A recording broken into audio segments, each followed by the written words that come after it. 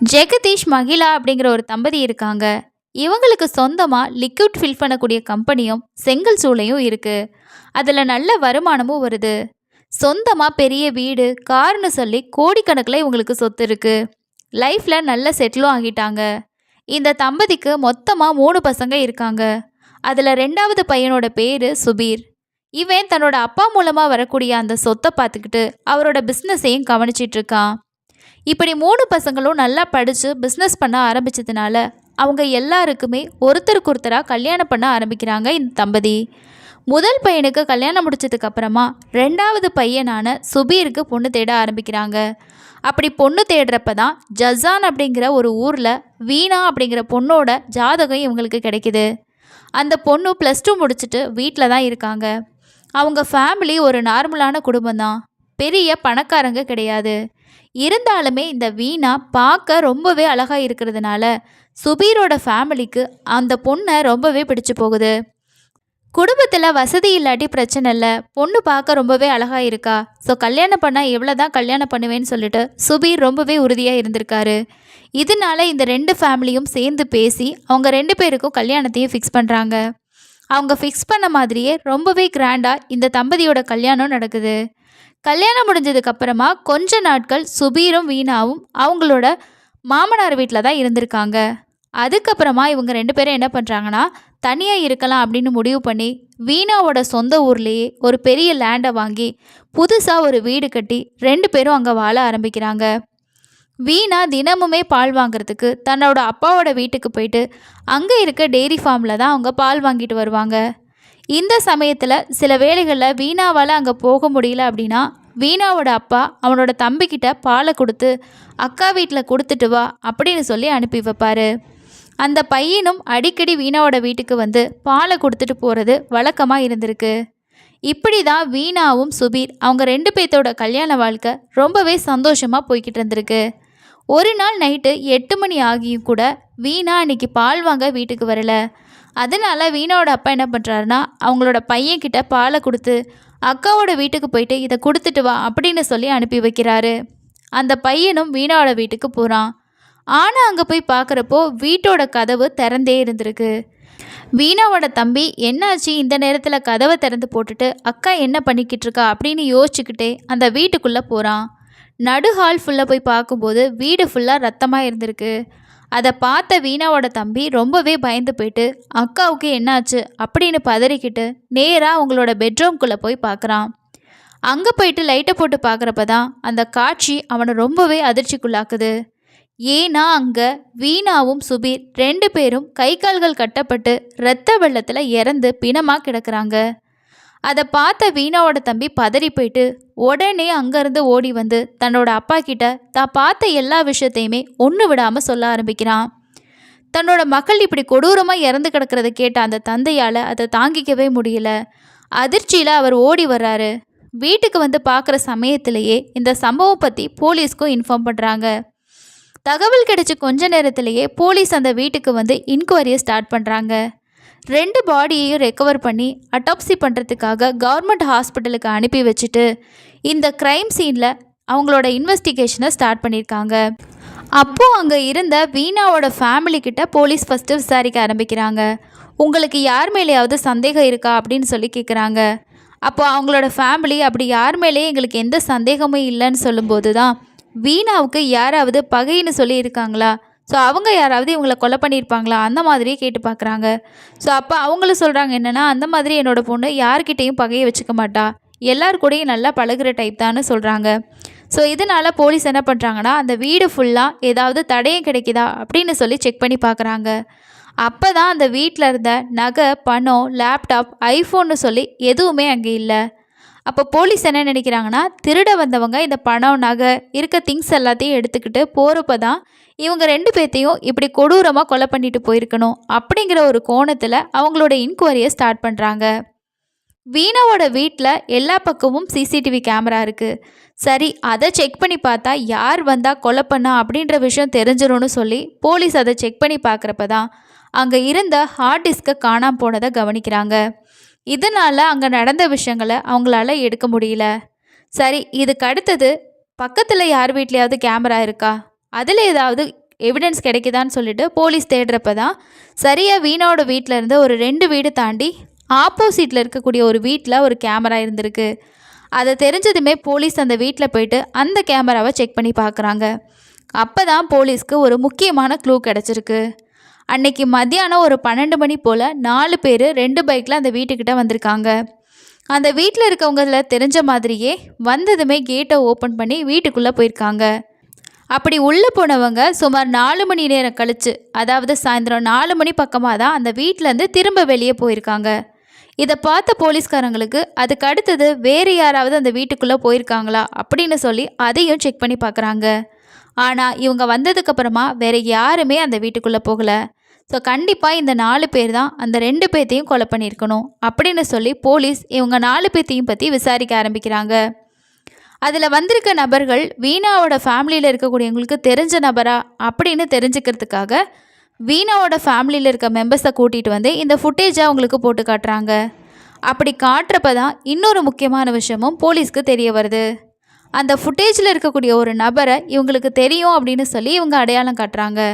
அது யாருன்னா வீணாவோட சொந்தக்கார பொண்ணான, அதாவது அவங்களுக்கு அண்ணி முறையில் இருக்கக்கூடிய ஒரு பொண்ணோட அண்ணன்னு தெரிய வருது. அவனோட பேர் விஸ்வாஸ் அப்படின்னும் தெரிய வருது. உடனே அந்த விஸ்வாஸ் எங்கே இருக்கான் அப்படின்னு சொல்லி போலீஸ் தேட ஆரம்பிக்கிறாங்க. அவனோட வீட்டுக்கு போயிட்டு விஸ்வாஸ் பற்றி விசாரிக்கிறாங்க. ஆனால் அவங்க வீட்டில் அவன் இல்லை. அதே மாதிரி அவன் வீட்டுக்கு வந்து 2 நாள் ஆகுதுன்னு சொல்லி அவனோட அம்மாவும் சொல்லியிருக்காங்க. ஆனால் போலீஸ்காரங்க விடாமல் இந்த விஸ்வாஸை தேட ஆரம்பிக்கிறாங்க. அடுத்ததாக போலீஸ் விஸ்வாஸ் யூஸ் பண்ணக்கூடிய அந்த மொபைல் நம்பரை எடுத்து இப்போ லேட்டஸ்ட்டாக அவன் எந்த இடத்துல இருக்கான், அவனோட லொக்கேஷன் என்னன்னு சொல்லிட்டு ட்ரேஸ் பண்ண ட்ரை பண்ணுறாங்க. ஆனால் 2 நாளாக அவனோட ஃபோனு சுவிட்ச் ஆஃபில் தான் இருக்குது. அதனால இப்போ கரண்ட்டாக எந்த லொக்கேஷனில் இருக்கான்னு சொல்லிட்டு அவங்களால ட்ரேஸ் பண்ண முடியல. சரி, அவனோட ஃபோன் வந்து ஆன் ஆகட்டும், அப்போ வந்து லைவ் லொக்கேஷனை எடுத்துடலான்னு சொல்லி போலீஸோட டீமும் வெயிட் பண்ணிக்கிட்டு இருக்காங்க. அப்போ தான் கரெக்டாக 2 நாள் கழித்து அவனோட ஃபோனு ஹரியானாவில் இருக்கக்கூடிய ஒரு லொக்கேஷனில் ஆன் ஆகிறது தெரிஞ்சிருக்கு. உடனே அந்த ஸ்பாட்டுக்கு கிளம்பி போன போலீஸ் அங்கே இருந்த விஸ்வாஸை கைது பண்ணி ஸ்டேஷனுக்கு கூட்டிகிட்டு வந்திருக்காங்க. அரெஸ்ட் பண்ணி ஸ்டேஷனுக்கு கூட்டிகிட்டு வந்த விஸ்வாஸ் கிட்ட போலீஸ் அவங்களோட ஸ்டைலில் விசாரிக்க ஆரம்பிக்கிறாங்க.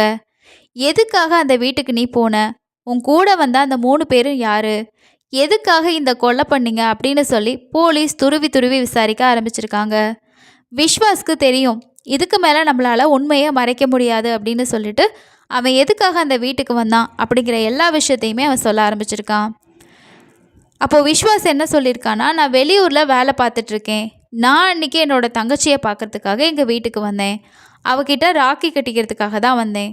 அப்போ என்னோடய தங்கச்சி சொன்ன ஒரு வார்த்தையினால தான் நான் கோவப்பட்டு அன்னைக்கு சுபீரையும் வீணா 2 பேர்த்தையும் கொலை பண்ணேன்னு சொல்லியிருக்கான். அப்போ போலீஸ் கேட்குறாங்க, உன்னோட தங்கச்சி அப்படி என்ன சொன்னா? ஸோ அந்த கொலை பண்ணுற அளவுக்கு அவங்க என்ன பண்ணாங்கன்னு சொல்லி கேட்குறாங்க. அப்போ என்ன சொல்கிறேன்னா, வீணாவோட கணவரான சுபீர் என்னோட தங்கச்சியோட ப்ரைவேட் ஃபோட்டோஸையும் வீடியோஸையும் வச்சு என்னோட தங்கச்சியை மிரட்டிகிட்டு இருக்கான் அப்படின்னு என் தங்கச்சி என்கிட்ட சொல்லி அழுதா. அதனால தான் நான் அவனை கொன்னேன் அப்படின்னு சொல்லி அவன் சொல்கிறான். இதை கேட்ட போலீஸ்காரங்க என்ன கேட்குறாங்கன்னா, உன்னோட தங்கச்சிக்கும் இந்த வீணாவோட ஹஸ்பண்ட்க்கும் என்ன சம்மந்தம்? உன்னோட தங்கச்சியோட ப்ரைவேட் ஃபோட்டோ வீடியோ எல்லாமே இவனோட கைக்கு எப்படி போச்சு அப்படின்னு விஸ்வா கிட்ட கேட்குறாங்க. அதை பற்றியெல்லாம் எனக்கு எதுவுமே தெரியாது. என்னோட தங்கச்சி இதை பற்றி சொன்னா. உடனே நான் கோவப்பட்டு வேறு எதை பற்றியுமே யோசிக்காமல் என்னோடய ஃப்ரெண்ட்ஸான 3 பேர் இருக்காங்க. அவங்க எல்லாருமே பாரில் வேலை பார்த்துட்ருக்காங்க. அவங்கக்கிட்ட இந்த மாதிரி ஒரு வீட்டில் நம்ம கொள்ளை அடித்தோம் அப்படின்னா அங்கே நிறைய பணம் எல்லாமே இருக்குது, நம்ம லைஃப்பில் ஒரேடியாக செட்டில் ஆகிடலான்னு சொல்லி அவங்களுக்கு ஆசை வார்த்தை சொன்னேன். அன்றைக்கி ஞாயிற்றுக்கிழமை, ஸோ சுபீருக்கு வேலை எதுவுமே இருக்காது, அவன் வீட்டில் தான் இருப்பான் அப்படின்னு நான் தெரிஞ்சுக்கிட்டு நாங்கள் 4 பேர் டைரெக்டாக அவங்களோட வீட்டுக்கு போனோம். அப்படி நாங்கள் அங்கே போயிட்டு கதவை தட்டுறப்போ வீணா தான் கதவை திறந்தாங்க. அந்த நேரத்தில் இந்த சுபீர் ரூம்குள்ளே தூங்கிட்டு இருந்தான். அப்போ வீணா எங்களை பார்த்துட்டு, ஸோ எதுக்காக வந்திருக்காங்க அப்படின்னா நாங்கள் சொந்தக்காரங்க அப்படின்னு அவங்களுக்கு தெரியும். அதனால என்கிட்ட அவங்க நார்மலாக பேசிட்டு எங்களை கூப்பிட்டு ஹாலில் உட்கார வச்சுட்டு கிச்சனுக்கு காஃபி போடுறதுக்காக போனாங்க. அப்போ நாங்கள் கிச்சனுக்கு 2 பேரும் பெட்ரூம்குள்ளே 2 பேருமே போயிட்டு அவங்கள தாக்கி கை கால்களை கட்டி போட்டு 2 பேர்த்தையும் ஒரே இடத்துல கொண்டு வந்து போட்டு அங்கே இருந்த நகை, பணம், லேப்டாப், ஃபோன் அப்படின்னு சொல்லி எல்லாத்தையுமே கொள்ளடிச்சதுக்கப்புறமா அவங்க 2 பேர்த்தையும் சுட்டு கொண்டதுக்கப்புறம் அங்கேருந்து வெளியே வந்துட்டோம் அப்படின்னு இந்த விஸ்வா சொல்லியிருக்கான். இதை கேட்ட போலீஸ்காரங்க, கொன்னது இவங்க தான், ஆனால் கொன்னதுக்கான முக்கியமான காரணம் என்ன அப்படின்னு சொல்லி தெரிஞ்சுக்கிறதுக்காக இந்த விஸ்வாவோட தங்கச்சியை கூட்டிகிட்டு வந்து இன்கொயரி பண்ண ஆரம்பிக்கிறாங்க. அப்போ விஸ்வாவோட தங்கச்சிட்ட கேட்குறாங்க, உங்களோட ப்ரைவேட் ஃபோட்டோ வீடியோ எல்லாமே சுபீரோட கைக்கு எப்படி போச்சு அப்படின்னு மேற்கொண்டே இன்கொயரி பண்ணுறாங்க. அப்போ அவங்க என்ன சொல்கிறாங்கன்னா, இந்த சுபீர் எங்களோட கிராமத்தில் தான் லிக்விட் ஃபில்லிங் கம்பெனி வச்சுருக்காருனோ, அவங்களுக்கு என்னோட கணவர் ரொம்பவே ஹெல்ப் பண்ணிட்டு வந்தார். அதனால் சுபீர் வந்து அடிக்கடி எங்கள் வீட்டுக்கு வருவார். அப்படி வர்ற சமயத்தில் தான் எனக்கும் அவருக்கும் பழக்கம் ஏற்பட்டுச்சு. அந்த பழக்கம் ரொம்பவே எங்களுக்குள்ளே ஸ்ட்ராங்காக ஆரம்பிச்சிச்சு. ஒரு சமயத்தில் நாங்கள் 2 பேரும் எங்களோட உறவு முறைகளை மறந்து 2 பேரும் ஒரு தகாத உறவில் ஈடுபட ஆரம்பித்தோம். அதாவது சுபீர் எனக்கு அண்ணன் முறை ஆகுது, நான் அவருக்கு தங்கச்சி முறை தான் ஆகுது. அந்த உறவு முறைகளை மறந்துட்டு நாங்கள் 2 பேரும் அடிக்கடியில் தனிமையில் ஒன்றா இருக்க ஆரம்பித்தோம். அன்னையிலிருந்து அடிக்கடி நாங்கள் 2 பேரும் உறவு வச்சுக்கிட்டே இருந்தோம். அது மட்டும் இல்லாமல் இந்த சுபீர் எனக்காகத்தான் இதே ஊரில் ஒரு பெரிய வீட்டை கட்டி இதே கிராமத்தில் தங்கினார். அதுக்கு அடுத்து நாங்கள் 2 பேரும் அடிக்கடி முடிஞ்சால் வீட்டில் இல்லை வெளியில் போயிட்டு லாட்ஜில் ரூம் எடுத்து ஒன்றா இருக்க ஆரம்பித்தோம். ஒரு சமயத்தில் என்னோடய கணவருக்கு சந்தேகம் வர ஆரம்பிச்சுது. அதனால இந்த உறவை கைவிட்டுறலாம் அப்படின்னு சொல்லி நான் சொன்னப்போ சுபீர் என்ன சொன்னானா, அதை கைவிட மறுத்ததாகவும், நீ மட்டும் திரும்ப என் கூட பழையபடி ஒன்றா உறவு வச்சுக்கலனா உன்னோட ப்ரைவேட் ஃபோட்டோஸையும் வீடியோஸ் எல்லாத்தையுமே நான் நெட்டில் வெளியிட்டுருவேன் அப்படின்னு என்னை மிரட்ட ஆரம்பித்தான். எனக்கு வேறு வழி இல்லாமல் சுபீர் கூட பழையபடி நான் உறவு வச்சுக்க ஆரம்பித்தேன். அப்படி இருக்கப்போ ஒரு சமயத்தில் என்னோட கணவர் ஒரு புதுசாக ஒரு தொழில் தொடங்குறதுக்காக 10 லட்சம் பணம் தேவைப்பட்டுச்சு. இந்த சமயத்தில் சுபீர்கிட்ட நான் பணம் கேட்டேன் அப்படின்னா கண்டிப்பாக அவன் எனக்கு உதவி செய்வான் அப்படின்னு சொல்லி நம்பி அவனோட வீட்டுக்கு போயிட்டு, என்னோட கணவர் ஒரு தொழில் தொடங்குறதுக்காக 10 லட்ச ரூபா பணம் தேவைப்படுது, நீங்கள் கொடுத்து உதவி செஞ்சால் ரொம்ப நல்லா இருக்கும்னு சொல்லி அங்கே கேட்டேன். அப்போது சுபீரோட மனைவியான வீணா எனக்கு பணம் கொடுக்க சம்மதிச்சாங்க. ஆனால் சுபீர் அந்த நேரத்தில் என்கிட்ட அவ்வளோலாம் பணம் இல்லை, என்னால் அவனுக்கு உதவி செய்ய முடியாதுன்னு சொல்லி மூஞ்சில் அடித்த மாதிரி சொல்லிட்டான். ஸோ அதனால் எனக்கு ரொம்பவே கோவம் வந்துடுச்சு. அப்போ தான் நான் யோசித்தேன், சுபீர் என்னை நல்லா யூஸ் பண்ணிக்கிட்டான். எனக்கு ஒரு கஷ்டம் வர்றப்போ தேவை வர்றப்போ பணம் கொடுத்து உதவலை, அவன் என்னை யூஸ் பண்ணிக்கிட்டான் அப்படின்றத நான் புரிஞ்சுக்கிட்டேன். இதனால் அவனை நான் வீணாக்கிட்ட மாட்டி விடணும் அப்படின்னு சொல்லியும் முடிவு பண்ணேன். இதுக்கப்புறமா ஒரு நாள் சுபீர் வீட்டில் இல்லாத நேரமாக பார்த்து அவங்களோட வீட்டுக்கு போயிட்டு சுபீரோட மனைவியான வீணாக்கிட்ட, இந்த மாதிரி உங்களோட கணவர்கிட்ட என்னோட ப்ரைவேட் ஃபோட்டோஸும் வீடியோஸ் எல்லாமே இருக்குது, அதை வச்சு அவர் என்னை மிரட்டிகிட்டு இருக்காரு, நீங்கள் ஒரு வார்த்தை கேளுங்க அப்படின்னு சொல்லி நான் சொன்னேன்.